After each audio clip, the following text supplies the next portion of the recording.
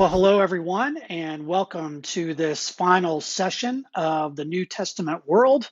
And we've been studying the history and background of the New Testament. And what I want to do with this session, this final session, is to kind of move ahead a little bit, even outside the New Testament, to how the early church became the force that it did and how it grew early in its history, particularly those first 3 centuries when it really had no business doing so. We've already talked about the difficulty of the message and how it really interfered with both Jewish and Greco-Roman culture. But the success story of the early church is really kind of a powerful story for us as we think about life in the 21st century. And so I want to dive into that a little bit. And one of the ways I want to do that tonight is to start with a crisis that sounds pretty familiar to us right now. And this is a crisis, actually 2 crises that took place in the 2nd century and then in the 3rd century. 2 plagues that hit the Roman Empire, very common in the ancient world. Probably smallpox or something like that set off these plagues. Of course, there are lots of these throughout history. We shouldn't be surprised that we're dealing with one in our lifetime. And this is kind of the way that human history has unfolded. But these plagues, in each of their times, killed probably between 2% and 25% of the population. It's kind of hard to tell. These are plagues in Rome, and if you can imagine, we're seeing in New York City people living close together. Even in the modern world, plague tends to spread a lot more quickly. That was certainly true in the Roman world, where people were really crammed in together, living in tenements for the most part. Sanitation, hand washing, all that kind of stuff, not really even a part of life. And so it's no wonder that these plagues were pretty devastating in the ancient world. The oracle at Claros in the 160s during the Antonine Plague said, "It distresses the entire land of the enclosed city, cutting down animals, making an end of an entire generation. Oppressing with defilement, it forces mortals out." And there were stories about dead bodies in the streets. It was almost Monty Python-esque in some ways, sort of a forerunner of what we would see in the Black Death in the 14th century. But the question at that time was about how people should respond to this pervasive, unyielding plague. And I bring this up because it's very interesting to see the 2 different responses. You have this sort of the prevailing worldview, the pagan worldview, and then you have this minority worldview of the Christians who really approached this crisis, these crises, in very different ways. So the pagans in Rome, these city-states that were part of the Roman Empire, sent delegations to different oracles. These oracles were supposed to talk about the future. We're supposed to talk about what to do when there was a crisis, and there were elaborate rituals that went with these oracles. There were shrines at Claros, Didyma, and Delphi. We hear the oracle of Delphi mentioned in the Bible, actually. But when people would go to get word from the oracle, there was a prophet who worked there at the temple for the oracle, and you would ask your question. You'd pay an exorbitant fee to receive this oracle, and so the prophet would take that and go down into a sacred space under the earth, and he would return with a word that I would sort of equate to a Chinese fortune cookie kind of thing. It was sort of ambiguous and elusive, and it wasn't really a direct thing like go do this thing and it will change. So they paid a lot of money for some very vague advice.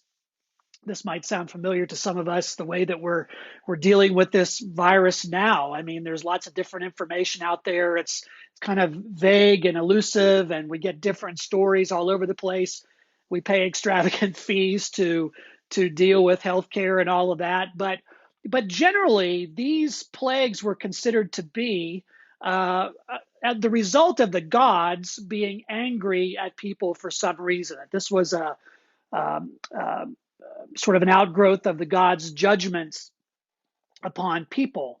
And many times the reason that these plagues were seen as punishment of the gods was because of Christians. And we talked earlier, a few sessions back, about the Roman world and about the fact that Christians did not give the same homage to the emperor and the gods of Rome, which was part of the civic duty. And so a lot of people would say, well, if the city was struggling, it was probably because we're not appeasing the gods enough. These Christians weren't doing that. So therefore, we're going to blame them. Something very similar happens historically throughout most of these plagues of history. I was reading an article about the Black Death in the 14th century, for example, which suggested that, well, it didn't suggest, it actually said that a lot of Christians in these European cities blamed Jews and Muslims for these plagues, particularly the Jews, who were heavily persecuted during those times of the Black Plague. And because people would look at the Jewish community, and yes, some of them were dying, but fewer of them were dying. They said, well, it's these Jews who are sort of contaminating everything. But they didn't realize that the Jews actually washed their hands as part of their ritual. Now, I don't know if that was a major factor. Obviously, they weren't doing 20 seconds with soap and water and singing happy birthday. But we're always looking for a scapegoat when something like this happens. It's irrational. It's xenophobic. But in this particular case, it was the Christians who were blamed by the Romans. And in order to appease the gods, it wasn't about doing something ethical. It wasn't like the gods were saying, hey, you guys are too sexually active, or you're too wealthy and greedy, and therefore we're punishing you for that. That was not the purview of gods. Ethical issues and moral issues was not the purview of the gods, but rather it was about doing rituals correctly. Remember that in the ancient world, you activate the gods on your behalf by doing rituals correctly in the proper order, and then the gods will act on your behalf. So most of the time when these oracles would say something, it would be something like, yeah, just go back and slay 10 pigeons or whatever it is that they were supposed to do, and that would appease the gods. Now, there was a bishop in the 3rd century named Cyprian, who we're going to talk about here for a while. And Cyprian sort of talks about what this felt like for the Christians, and talked about what the pagans were saying. And he says, many are complaining and are blaming us because wars are arising more frequently, because the plague and famine are raging. They're blaming, blaming the Christian community for this. Just like in some places in our own culture right now, people are blaming Chinese Americans who really have nothing whatsoever to do with this. It's guilt by association, and not even really realizing how science works and all that kind of stuff, which certainly in the 3rd century they had an excuse for. But this is quite different. The pagan response was to go and ask the oracle about what to do the rituals, try to fix this in some way, try to find a scapegoat to eradicate. That would appease the gods and change things. The Christian response, however, was quite different. Remember, in the 3rd century, the Christians are a persecuted minority. Now, this persecution after the time of the New Testament tends to come in waves, and there was a wave just before this outbreak of plague in the 250s. And so these pagan activists blamed Christians for the outbreak, and some Christians kind of faltered under the pressure of that, saying, well, we need to do some things to go along, to get along here. Otherwise, we're going to continue this persecution. And so you had some who were trying to sort of give in, and some who were trying to hang on, and it was a very difficult time. And so Cyprian, the bishop, who I think was a wise leader, drew all these Christians together and gave a sermon that's recorded by someone else. But this sermon was designed to kind of draw the Christian community together and to talk about courage and patience, about those are two of the virtues that they need to exhibit during the time of this plague. He said the difference between us and others who know not God. That's what courage and patience is all about. And patience, hold on to that, because that's going to be a big part of what we're going to talk about here in this session. Now, in this sermon, Cyprian does not attempt to explain the plague. Not that it would matter anyway. Where does it come from? We don't know. He doesn't try to explain it. But what he does do is he reminds the people of the words of Jesus in the Sermon on the Mount, that rain falls on the just and on the unjust without distinction. So this is falling on the pagans. It's falling on us too. And so the question for him was not so much why the plague happened, but rather how the church should respond to it. We can't control what happens, but we can control how we respond. And so this sermon of Cyprian is really seminal, I think, in the early church because it really gives us an example of how the early church was thinking in the midst of this culture where they were a persecuted minority. But now faced with this plague, they also have an opportunity to demonstrate that which they have learned and demonstrate what kind of people they really are. So in this sermon of Cyprian, he reminds the people of the blessing of mercy and the Christian tradition of caring for the sick. This was not something that was hugely done in the Roman world. If people were sick or they were infirm or they were deformed in some way, they were kind of left to their own devices, kind of left to die. Most of the time when plagues happened, those who had means would flee the city, go out into the country so that they would not be subject to this plague. But from the very beginning, Christians had stayed and had worked with the poor, had worked with those who were sick, had buried the dead. In the Roman world, you had to be part of a burial society in order to have a grave assured for you. The Christians took care of that. They buried people. And so Cyprian reminds them of this tradition. And he urges people to respond to this time of danger once again by imitating God, by imitating really what Jesus talks about in the Sermon on the Mount, to overcome evil with good, to go the extra mile, to love your enemies, to pray for the salvation of their persecutors. In other words, they shouldn't retaliate because they're being blamed for this plague, but rather they are to invest and engage in helping people, even their pagan neighbors, the very ones who persecuted them, to get better and to find healing and wholeness. And so he urges them to go visit their pagan neighbors, to provide them bread and water, to encourage them, to pray for their salvation. And in doing this, they would prove the imitation of God's goodness. Remember last week when we looked at Romans, we talked about the fact that a lot of what Paul's concerned about is that we uphold the honor of God, that what we do honors God. Cyprian's basically saying the same thing, that our actions demonstrate the God we worship. The pagan gods were arbitrary, demanded these rituals.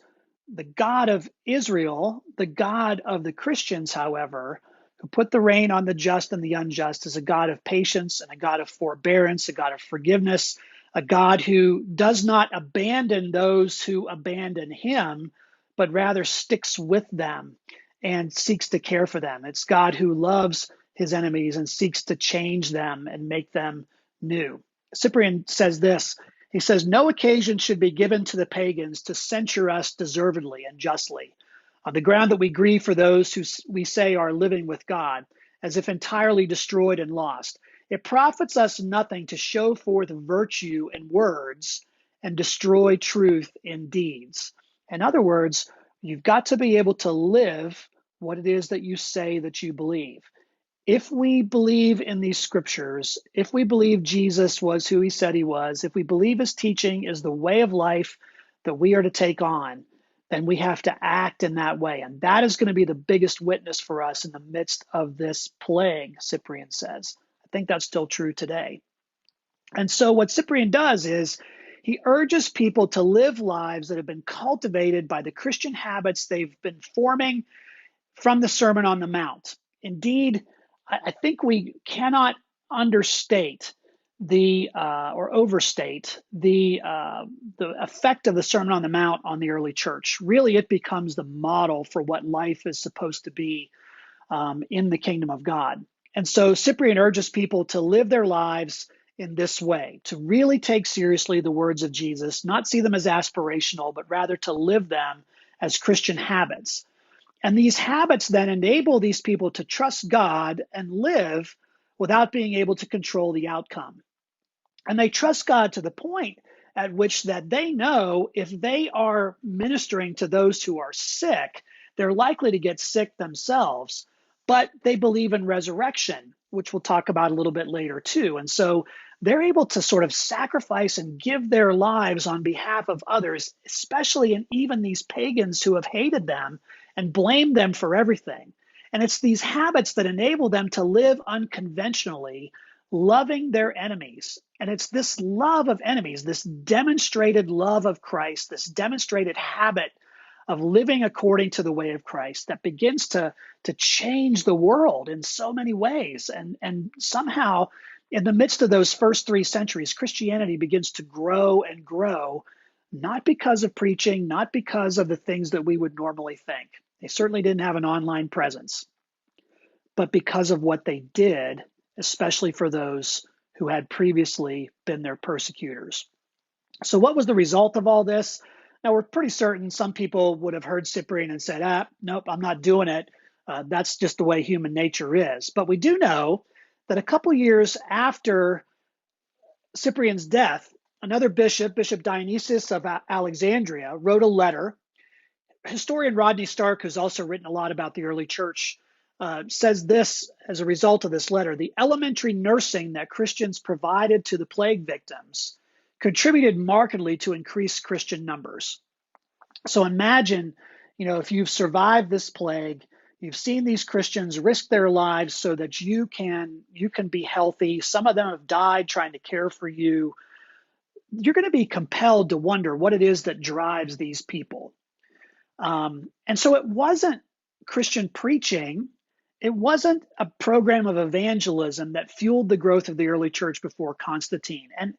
And this isn't just about plague. This happens in a lot of different areas of life where these Christians are engaging people in a very different way. It was their character, their patience in the face of persecution, in the case of plague, and with other kinds of cultural upheaval that's always going on in the Roman Empire. Their patience, their steadiness, their adherence to a particular way of life grounded in the way of Christ attracted outsiders to the faith. Cyprian says this. He says, "Beloved brethren, we are philosophers not in words, but in deeds.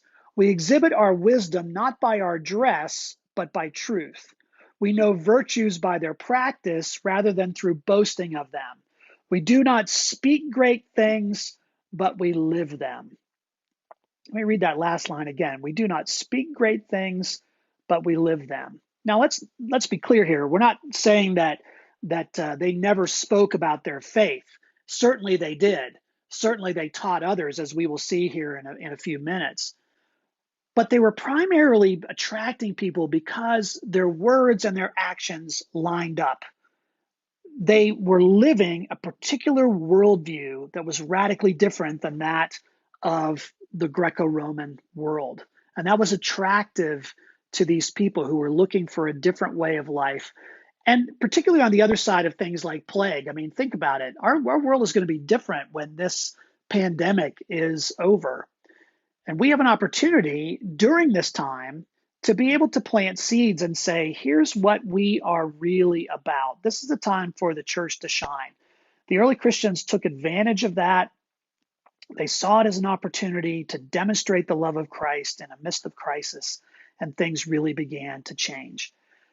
So there's a key thing for us to grab onto here, because we in the church today tend to think about how the church grows in different ways. We got to have better advertising. We got to have better preaching. We got to have better coffee in the sanctuary. We got to have all this stuff put aside, and we've got to be very attractional. And we've got to organize that. We've got to program it, and we've got to make it accessible for everyone. But in the early church, the expansion was not organized. It wasn't like they went out and said, we need to raise or to attract X number of people. We need to grow our church by 20%. This idea of a church growth program would have not even been on their radar screen. It was not the product of a mission program. Neither did they get together. There's no evidence in the early literature from Christianity that says that they got together and strategized how they were going to reach, Thessalonica or someplace like that, or how they were going to reach the barbarians out on the frontier. It just kind of happened as a natural outgrowth. When they wrote about stuff, it wasn't about evangelism.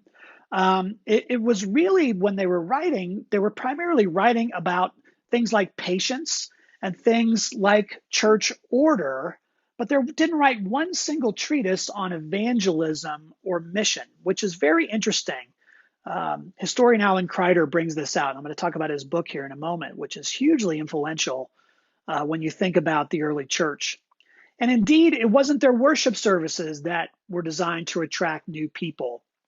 We always think, man, if we just had better worship service, people will come, and so we've got to have all the bells and whistles and make sure everybody feels like this is entertaining and they feel engaged. No, that was not the case in the early church.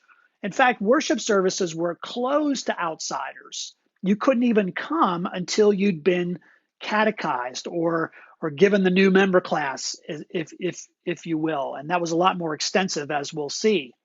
So it wasn't about worship, it wasn't about evangelism, it wasn't about mission, it wasn't about an organized process. So how did the church grow in numbers in such a difficult time and situation when it really had no business doing so? I mean, think about the message that these people are taking out into the world. A crucified Messiah is the Lord of the world.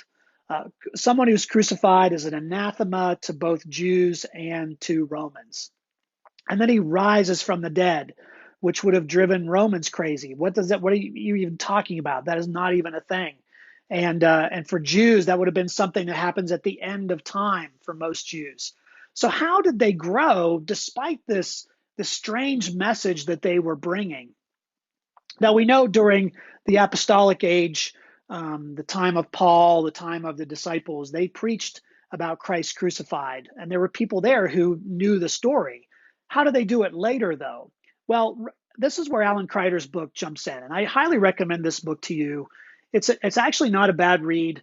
It's not super academic, but I think it's very influential. This, along with some of Rodney Stark's work on early Christianity, I think Rodney Stark's book is called The Triumph of Christianity. It's a look at the early church and its growth.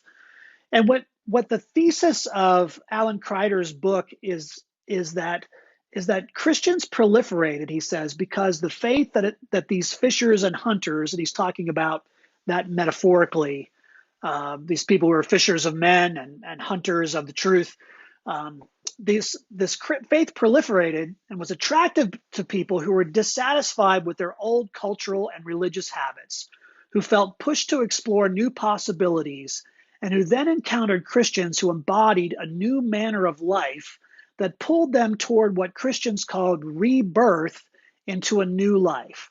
Surprisingly, this happened in a patient manner. So this is happening over a long period of time.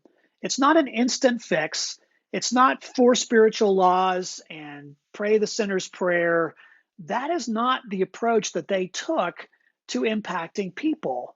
They were patient, and they dug deep into character formation and growing people who then began to attract other people. It wasn't about attracting people to the church. It was about attracting people to Christ through people who themselves knew Christ and lived his lifestyle in person. So it's really the difference between patience and practicality. The early Christians, this is what Kreider says, if early Christians had advocated a holy impatience, a just impatience, might their churches have grown even more rapidly? I mean, would they have grown more rapidly if they had said, we need to open our worship services, we need to do more evangelistic campaigns, we need to do more of that kind of stuff that we would do?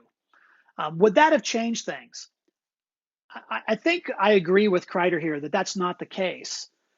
I think the early church was not even focused on that. That was not on their radar screen. Remember what Jesus says in the Great Commission. He doesn't say go and make lots of bigger churches. He doesn't say go and convert large numbers of people. He says go and make disciples. And disciples are made, not born, and that making is part of a process that takes time and it takes investment. So on the other hand, he says, Kreider, is it possible that the early Christians considered patience to be crucial to their church's life and growth? I think that's true. He certainly believes that. I think that's true too. And when you look at the early Christian documents, particularly from those first 3 centuries, you begin to see a lot of emphasis on this word patience. For example, Justin's Apology, which was written about 150 AD, 2nd century, written to the Emperor Antoninus Pius. These Christians were growing in number, and so Justin kind of wants to tell the emperor about Christians, maybe in hopes of staving off some persecution, but talking about who they are and what they're about. And he says to the emperor that the Christians were growing in numbers already here by the 2nd century because their lives embodied the fair commands of Christ. Notice, embodied the fair commands of Christ. So for Justin and for that 2nd century church, the teachings of Jesus were indispensable guides for Christian living. In fact, people were not considered to be true Christians if they didn't live by those teachings. This is very different than our post-Enlightenment world, where we're rationalists. We think if we believe the right things, that's what really matters. In the ancient world, particularly for early church Christians, you were really only a Christian if you lived according to the way of Christ. People would look at you and say, is that person living in this way? Are they living in a way that honors God, as Paul would say? And so they baptized only those who lived the things Christ taught, and participation in the Eucharist and Holy Communion was reserved only for those who live as Christ handed down to us. So what was your qualification for membership? Not that you showed up in a new member class, not that you could take a doctrinal exam and pass that, but rather, does your life look like the life that Jesus outlines in the Sermon on the Mount and the life that he demonstrated? Because when people see Christians acting like Jesus, the thinking went, and I think still goes, then they are drawn to the church. They want to know about these people. They want to know why their lives are so different. As Justin puts it, by our patience and meekness, Christians will draw all men from shame and evil desires. So it was a way of living, not just a way of speaking, but a way of living that would draw people to the church. Clement of Alexandria, who's a little bit later, says that this patience, this process of drawing people and drawing them into a different way of life reflects the character of God. God is long-suffering. He's patient with us. Lots of the Psalms talk about this. The steadfast love of the Lord never ceases. Patience. The Lord is slow to anger, abounding in steadfast love. He said that's the kind of way that we draw people into this living relationship with Christ. It's not expecting things to happen all in a moment, but rather seeing it as a process by which people begin to reflect more and more the character of Christ and the character of God. And so for Clement, some of the Christian models of examples, actually from the Old Testament, are Daniel and Jonah. I find it interesting that he chooses Jonah because Jonah seems very impatient. He doesn't want to go to Nineveh, and yet he winds up going there sort of grudgingly, and maybe he's suggesting that some Christians will engage this, albeit grudgingly. But Daniel, I think, is a perfect example, someone who's plucked out of his homeland, dropped into Babylon.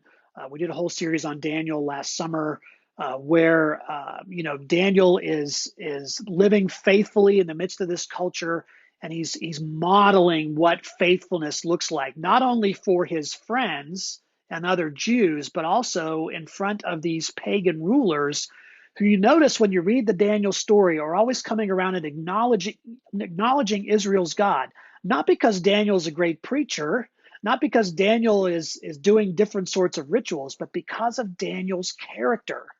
And so what Clement says is that a mature Christian forms the habit of doing good. And that habit becomes so unique that it draws people to want to know more about the God who's behind it. Now, Origen, who's another early church father, who has some different views at times, maybe even a little bit heretical at times, but I think he's dead on here, and Kreider talks about Origen here quite a bit. That Origen sees Christ as the example of this patience. I mean, think about Jesus being patient with those who are around him. He spends time with sinners, tax collectors, prostitutes. He demonstrates long suffering with his disciples because, as we've seen through Mark's gospel, they don't get it. And even though Jesus seems to get frustrated with them, he doesn't abandon them. He is sort of an example of this kind of patience. He's the one who, on the cross, forgives those who have nailed him there. Can you imagine a greater patience than that? And so what Origen says is that Jesus manifested a courage and patience superior to that of any Greeks. This is a powerful image. That there's no hero in Greek mythology that is this patient. There's no hero in Roman mythology that is this patient. Jesus demonstrates a completely different way of life. And in fact, it's not even speculative, because the gods of the Romans and the heroes of the Romans and Greeks were all sort of mythological features. Here you have creatures or people. Here you have Jesus, who is a real historical person. And so Christ expresses the way God acts in mission. You notice that Jesus is never in a hurry. God is never in a hurry in dealing with Israel across the centuries. I mean, read through the Old Testament and you see how long God has stayed with this people who continue to turn their backs on him. Origen would say that Christ is the example of that kind of patience for us, and we need to demonstrate that kind of patience for others. So when people follow Christ, God forms them into a people who embody this patience. We have to learn how to do that together. We need to be trained in how to be patient, how to reflect the image of Christ, how to do the way of Christ. We need examples right in front of us to help us to do that. And Origen believed that the church could only survive persecution if the people had been formed so as to embody this Christ-like patience. That was critical. He said that the world is a great theater. It's watching how Christians respond to persecution. And in addition to the plagues, this was one of the other places that was really influential when Christians were brought into the arena at various times to be killed for Roman entertainment because they were being blamed for something else. When they demonstrated patience, when they sang hymns as they were being executed, that was a stark demonstration for the Roman world. People wondered, who are these people and why are they so different? I mean, read some of the accounts of the martyrs like Perpetua and others. Those are powerful stories and were a powerful witness to the Roman world. But Origen would say that's only possible when people are cultivated in that patience of Christ, when they're formed in the way of Christ, and that takes time. A little later, Tertullian sort of talks about patience even more. He's late 2nd century, early 3rd century. In Greco-Roman society, patience really only applied to people of the lower classes, people whom stuff happened to, not people who made stuff happen. So if you were a slave, for example, you had no choice but to endure suffering patiently. If you were someone whose subsistence was dependent on others, and suddenly your fortune went away, you would have to demonstrate patience. If you were rich, you didn't need a lot of patience. And so Tertullian kind of takes this countercultural view, and he saw patience as a Christian virtue that cut across culture. That it's not just the lowly who need patience, it's everyone who needs to demonstrate this patience. As God is patient, God does not compel people to believe in him, but by his patience, he hopes to draw them to himself. Paul says something like this, I believe it's in Romans 6, when he talks about God's patience being given. Actually, I think it's in Romans 2, where Paul says, God is patient, God is giving you time to come to him, even more time to draw you closer to him out of sin and into life. And Tertullian would say that really impatience is the primary human problem. The fall resulted in sin, but that sin in particular, and all sin after that, is the result of impatience. We want what we want it now. We're not willing to wait for God to reveal to us what is truth. I mean, think about that story in the garden. Here's fruit. You can have this fruit of the tree of the knowledge of good and evil. If you eat this, you'll be like God. Boom, shortcut, eat the fruit. You can have it. Whereas I think God understands, and the text seems to imply, that you really learn good and evil from a long-term relationship with God, who's the one who really determines that for us, as Paul says in Romans. And so Jesus is the Lord and teacher of patience, and his coming changes things because now we have a new model. We have the model we were originally intended to be in Jesus. That's where Paul says in Colossians 1, he's the firstborn over all creation. He is the image of the invisible God. He's also the image that we are to be drawn into. And so patience is a Christian virtue. It's not just a virtue, actually. It's actually a primary part of Christian character. So how do Christians live this patience? Well, one of the reasons why we can live this patience is because we believe in resurrection. And Tertullian believed resurrection was sort of the key to the whole thing, as do Orthodox Christians across time and space. But the Christian lifestyle is always rooted in hope, that we can be patient because we know that this life is not the end of things, that we don't have to get everything done right now, but rather we can live this way of life steadily, knowing that there are generations coming behind us, knowing that resurrection awaits us, knowing that God is at work making all things new. We're part of a much larger story. By contrast, on the other hand, impatience is hopeless. It begins to make things worse. My mom used to say this to me all the time when I was a kid. Haste makes waste. Impatience usually results in doing something rash and stupid. Whereas if you're patient, good things tend to come to those who wait, right? So Tertullian is kind of counseling the same thing for Christians. You have the guarantee of resurrection in the future, so don't be in a hurry to have everything and have it now. There's a greater inheritance to come. He says this in his work, "Now nothing undertaken through impatience can be transacted without violence, and everything done with violence has either met with no success or has collapsed or has plunged to its own destruction." So what does impatience bring? Violence. It brings mess. It brings disorder.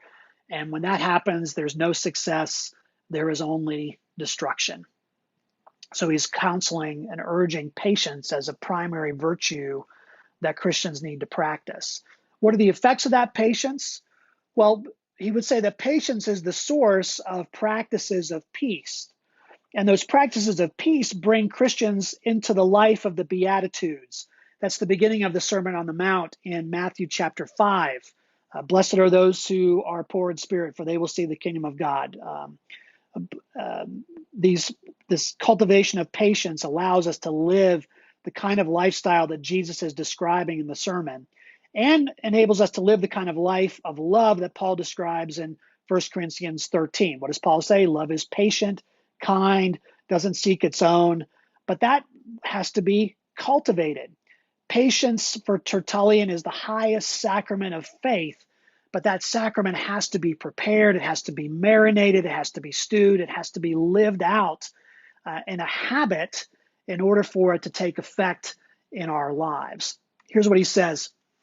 In poverty, patience supplies consolation.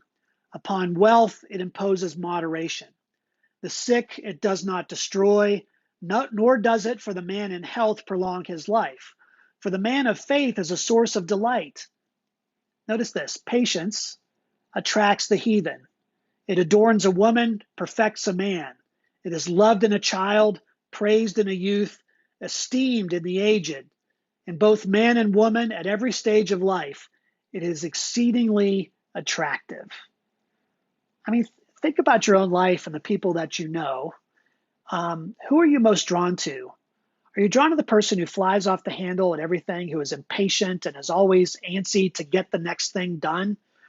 Or do we look more closely and respect people more who are able to, and it's not about being slow, but rather being patient and being able to think through things and be able to work out of a deeper reservoir of understanding than simply doing what seems best at that exact moment. Patience is a major part of what it means to be a disciple of Jesus. And the early church leaned hard into patience as a major virtue for living the Christian life and living the way of Jesus. So in summary, the early church understood patience as being rooted in God's character, that the heart of patience is revealed in the incarnation of Christ. The way of Christ, the way that Christ demonstrates, is a patient way. Patience is not in human control. I think we're learning that right now. For people who aren't naturally patient, there's nothing we can control right now. It's not in human control. Only God controls what's happening. Patience is not in a hurry. It doesn't want to have the quick fix. It's unconventional because the rest of the world doesn't really live this way. We're always in a go, go, go mode. Patience is not violent. It's not seeking to exert its will. It's not coercive. It doesn't force people to do anything that they're not ready to do. And patience is hopeful. This was part of the early church's understanding of patience as a virtue. And it's this patience that I think is the most attractive thing about them to the pagan world around them. So how is this patience cultivated? Well, one of the ways that it's cultivated is in what we call catechesis. This is where we get catechism from, instruction. But the instruction was more ethical than doctrinal. That's really important for us to understand. When we think about catechesis today, we think of the catechism, we think of questions and answers, very doctrinal, very theological. But primarily for the early church, it wasn't that they didn't talk about doctrine. That was important to them. But rather what was really important was, are people living what they believe? And so the catechesis was more ethical than it was doctrinal. It was developing a new culture. So they wanted to develop people. Again, they're making disciples, not simply making church members.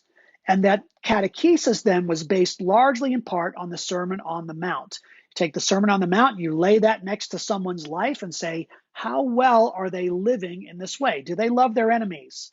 Are they salt and light wherever they go?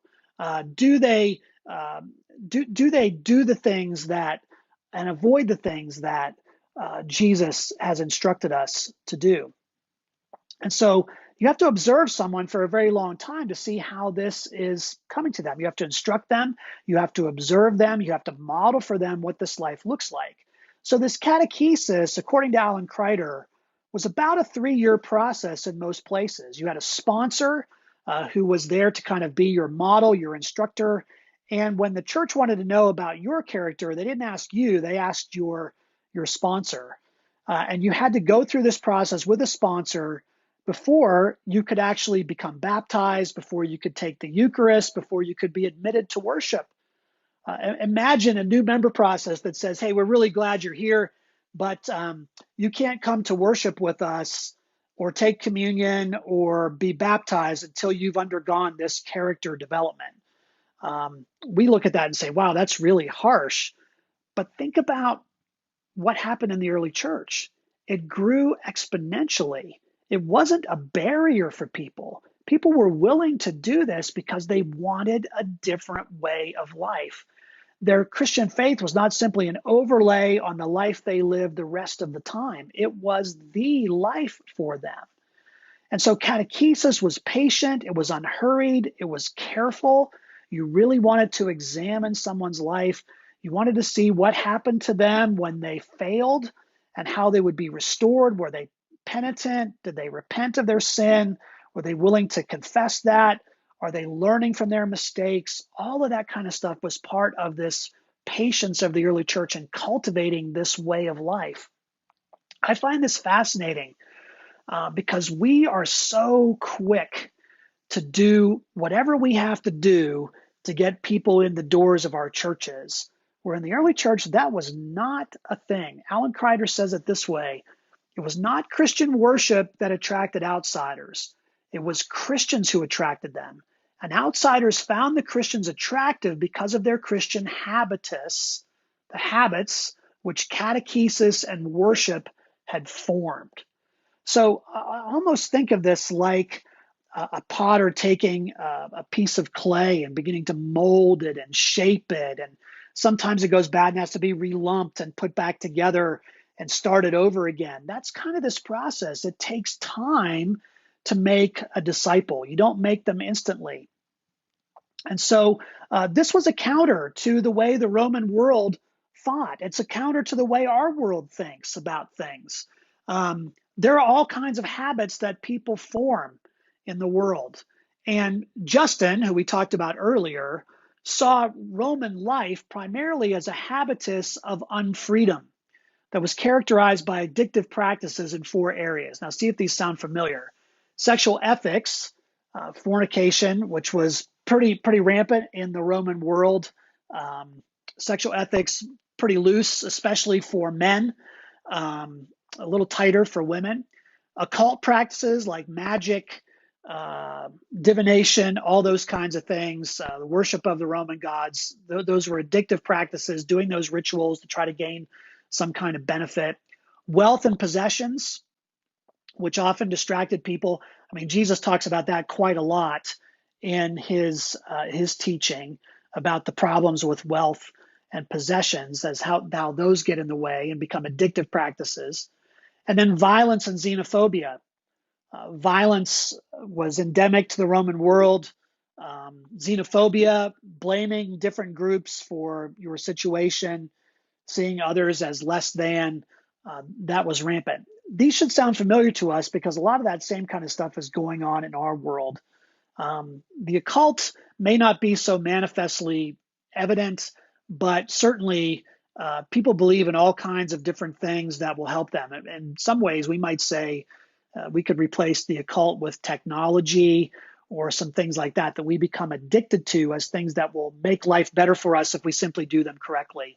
But that's not always the case. And so when pagans would come to the church, they had to unlearn these practices to move from addiction to these things to freedom in Christ, and to unlearn those habits and learn new ones takes time. Now, here's a chart from Alan Kreider's book. This is fascinating to me because it really dives into the process and how lengthy of a process it was, how scrutinized the process was. So you would hear the gospel, or you primarily would encounter Christians who were living this gospel way. You'd become friends with them, spiritual friendship, and say, I'm really interested in learning more about this way of life. I want to be the kind of person you are. To me, that's the best sort of evangelism, when someone looks at you and says, I want to be the kind of person you are. I want to have the kind of peace you have, or whatever. To encounter a Christian, and that would lead to being assigned a sponsor. And that initial process could take years. It could take months for that sponsor. I don't even know what you want to call them, client relationship, the new person relationship, to watch through that. And so in those initial years and months, you have the sponsors kind of observing you and instructing you in the way of the Sermon on the Mount and the way of Jesus, the way of being a Christian, and watching how you do that. How does that find out? And then you'd undergo the first scrutiny, which is about your relationships and your job. So, for example, you had people from a lot of lower classes coming to Christianity, some whom were prostitutes, some who may have been gladiators. And one of the first things that they had to do on the way to becoming Christians, on the way to entering into the church, was to give up those professions that were not in line with the way of Christ. If you were a prostitute, you had to give that up. If you were a gladiator, violence and killing for sport was not part of that. You had to give that up, and that could happen at great cost. And so that's a pretty big barrier to overcome. You couldn't simply be a Christian and continue life the way it was. So that initial part was a long process of learning the character and learning whether you were willing to be teachable, learning whether you were going to be the kind of person who was willing to dive into this Christian life. That would lead you to the second phase, which was hearing the word. And we'll talk more about this in a minute, but really learning the biblical story, learning the story of Jesus, becoming familiar with that, becoming steeped in it, becoming steeped in the way of Jesus until that character was formed. And again, that could be a period of months or years. And then you'd undergo the second scrutiny, which was about your habitus and your character. Are you changed because of your encounter with Christ? Are you reflecting this way that we've been teaching you? And so from then you'd go on to baptismal preparation, which could take another period of weeks or months, hearing the gospel, learning what you are getting yourself into, learning about baptism, learning about the way of the church. And then once you went through that, you'd have the third scrutiny, which was exorcism, which in effect means that the evil kind of been purged from your life for the most part. John Wesley would say that this is kind of like going on to perfection, not perfect sinlessness, but rather a perfect intention to live the way of Christ. And if you were in that place, then you would be baptized, and then you'd be entered into the fellowship of the church. Now, that focus comes down to two things then, really, when you look at this: teachability and how it affects the church's witness. These are the two main things they're looking for in you. The surest indication of what people thought was the way that they lived. A candidate's behavior was the most reliable predictor of whether they would be able to learn Christian habits. So you observe this person. Are they really going to be someone who represents Christ? And that was important for the second reason, and that was the church's witness. Would this candidate's behavior represent the church well, or would it let the church down? We go through some examination like this when we're ordained as clergy. We take a psychological test, but very rarely do we ask people about their character. We take them into when people join the church, we take them into a membership class. Some churches don't even do that. They just say, "Hey, y'all come down. You want to be a member? Sure, we'll sign you up." This is a pretty high bar to jump over. Because it's about life change. Have you demonstrated life change? And so this content of catechesis is really important in the early church. They're growing different people. People are changing, and that change is attracting others. It wasn't about billboards. It wasn't about coffee. It wasn't about great preaching or evangelism techniques. It was about Christians who were making other Christians disciples through living the way of Jesus. People were attracted to Jesus because of who he was and how he lived. People are attracted to Christians and the church in the same way. So to kind of sum up, the content of this catechesis in the early church had a number of different practices involved in it. It was about transforming habits, as we said. It's about avoiding idolatry, getting people out of those things that have enslaved them, learning the master narrative, learning the whole witness of Scripture, learning in particular the teachings of Jesus, memorizing biblical passages. This is something we don't do a lot anymore, but when I was a kid, we learned and memorized Scripture. Something very powerful about that. It was especially important in the ancient world because, remember, paper is very expensive. You're probably not going to have a lot of Scripture in your home. So learning and memorizing those passages was a major part of this process. Learning to imitate role models. Your catechesis was really about being an apprentice to someone else who was living this life, and then fostering a culture of peace. Are you living at peace with the people around you? Kinesthetics. This is an interesting one because one of the things that they really try to do was to demonstrate to people different things that they did with their body to represent their faith, one of which was the sign of the cross. Are you doing that when you're supposed to? We don't do that so much in Protestantism, but it was a major part of the early church, and maybe it's something we should consider again. I mean, we still do things kinesthetically, like we mark the forehead with ashes on Ash Wednesday. We kneel sometimes when we pray. how to take the Eucharist, things like that. Those are kinesthetic kind of things, like nuts and bolts. I remember in seminary when we were learning to officiate a communion, we had courses on how to, even just how to hold our hands. That's kinesthetics. That's part of that catechesis. And then there are practical issues like how to dress, how to act and how not to act. One of the things they had to teach in the early church was how to respond to interrogation. That was a big thing. We don't think about that too much today, but think about what it says in the New Testament. Be prepared to give an account to anyone who asks you. There is something about that. Whether our interrogation is hostile or not, we need to be prepared to be able to share our faith in a cohesive way. So that's what they were trying to sort of put into people as they're catechizing them. Very different than what we do today. Think about the contrast between this and the 21st century.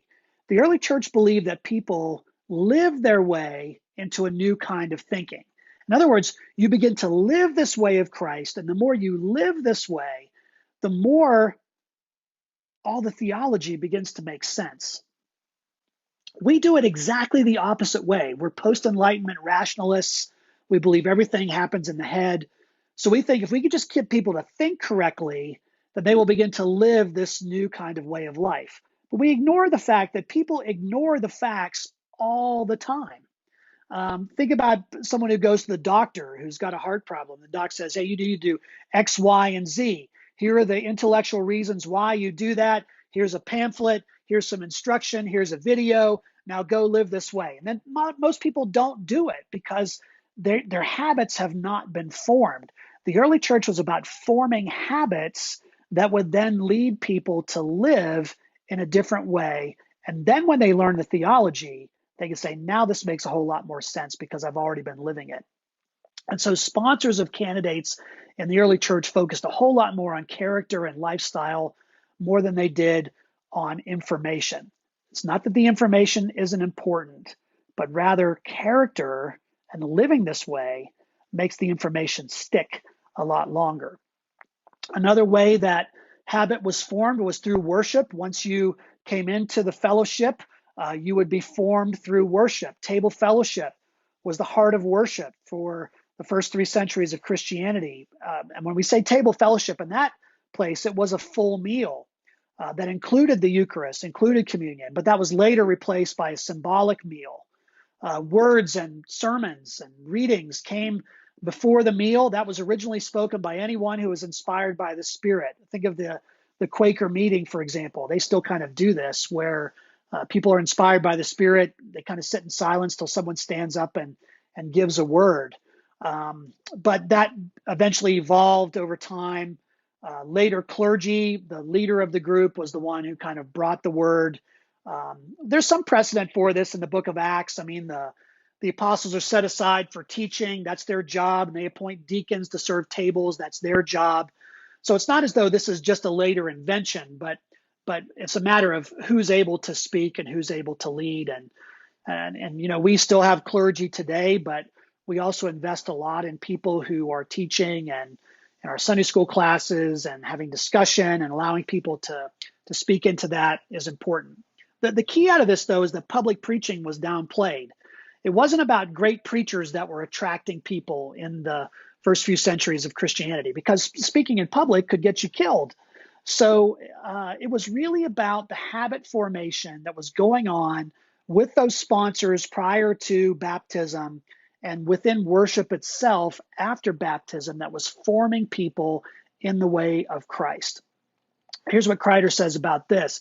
He says, unlike many churches today, the 3rd century churches described by a document called the Apostolic Tradition did not try to grow by making people feel welcome and included.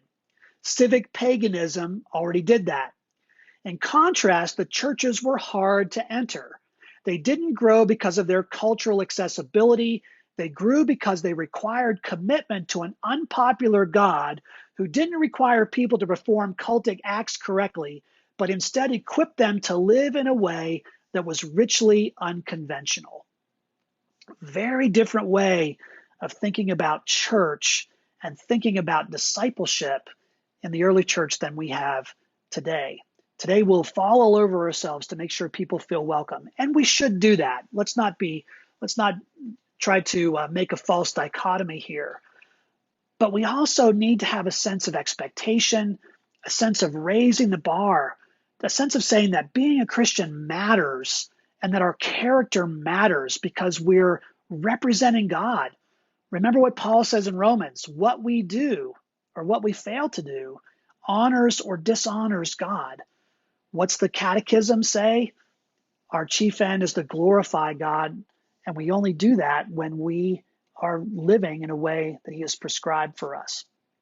So this was really a different way of being in the first 3 centuries of Christianity. What we're more familiar with is Christianity after the Emperor Constantine. You might recall in the 4th century, the Emperor Constantine becomes Emperor of the Roman Empire.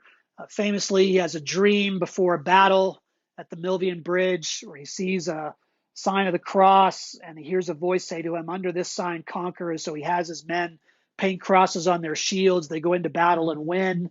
And suddenly Christianity goes almost overnight from being a persecuted minority to suddenly being the religion of the empire. Although Constantine never really lived it himself, he saw it as convenient. However, he's still thinking like a Roman, that we've appeased the right God, I won the victory, so therefore we need to make this our religion. I don't think he ever really got it, even at the end. But we learn a lot of things that happen after Constantine, because Christianity goes, again, from a persecuted minority, a movement, to suddenly being the state religion. And that changes things quite a lot. Control, for example. Now the church was able to plan those missionary efforts. They had control over them. They could control who they were sending and where they were sending them. They did not fear that message being squelched out because now this was the official religion of the empire.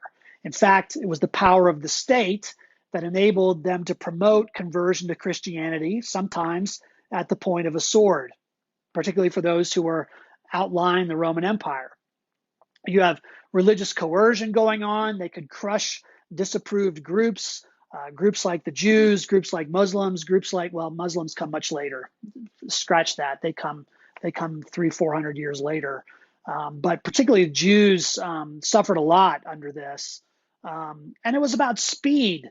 Again, that impatience creeps in. The impatience of Roman life now becomes part of the church. And so it wasn't about this patient ferment of allowing people to kind of stew and grow and learn over a period of time.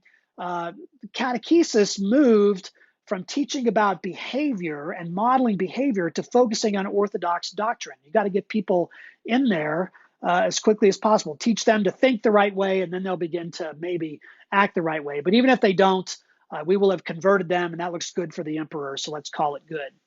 And conversion is part of that too. We think of conversion as a change of life, but actually in the Roman world, if you wanted to be in at court, if you wanted to be high up in the government, if you wanted to have any kind of status at all, it was important to become a Christian, to convert to the emperor's religion, even though he had not fully committed to himself. And so you saw incidents of people now going from pagan to baptism to becoming presbyters, to becoming elders, to becoming bishops within a very short period of time, who really had never been steeped in the character of Christianity. It was an upward mobility kind of process that really has stuck with Christianity in the period we call Christendom, which happened from the time of Constantine, and I would argue until just a few decades ago.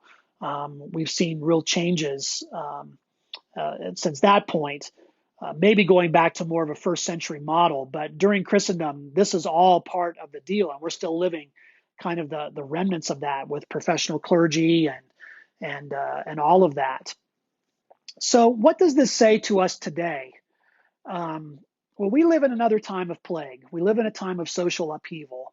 And we live in a time where the church does not have the same influence that it had in the Constantinian period of Christendom. That Christendom is no longer.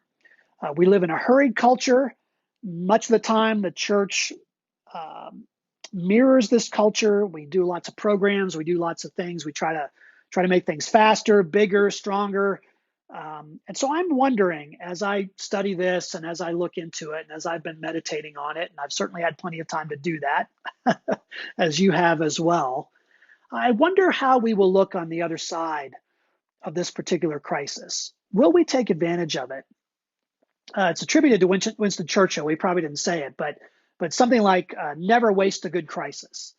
This is an opportunity, I think, for the church to return to rethinking who we are and what we're about. I mean, we're out of our buildings now. That was another part of the Constantinian sort of movement of Christianity, how it changed. It became more settled, became about meeting in buildings rather than homes. We're now in a place where this virus has scattered us and we're learning new rhythms and learning new ways of doing things. My hope is that when we come back together, we will think about things a little bit differently. And we'll think not so much about how we're surviving as the church, as an institution, but rather, how are we forming disciples who attract others to a life-changing faith? I don't think that Christianity is going to argue people into the kingdom in this culture where everyone has an opinion. The way that we're going to do it is really through our character, by reflecting the way of Christ and expecting one another and holding one another accountable to being able to do that. We see a glimpse of this in our own Wesleyan past. John Wesley was concerned about people mirroring the way of Christ. I mean, read some of his stuff like The Character of a Methodist, or his plain account of Christian perfection. It's about becoming more like Christ. And that's a process. It takes time. It takes the participation of the Holy Spirit. It takes participation in a community in order to be able to do that.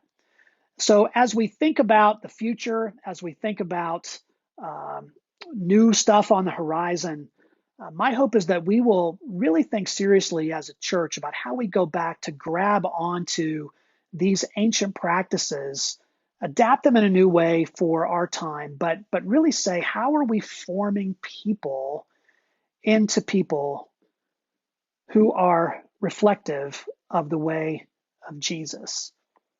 Well, that's it for this session, and that's it for our Lenten study. I hope you've enjoyed this.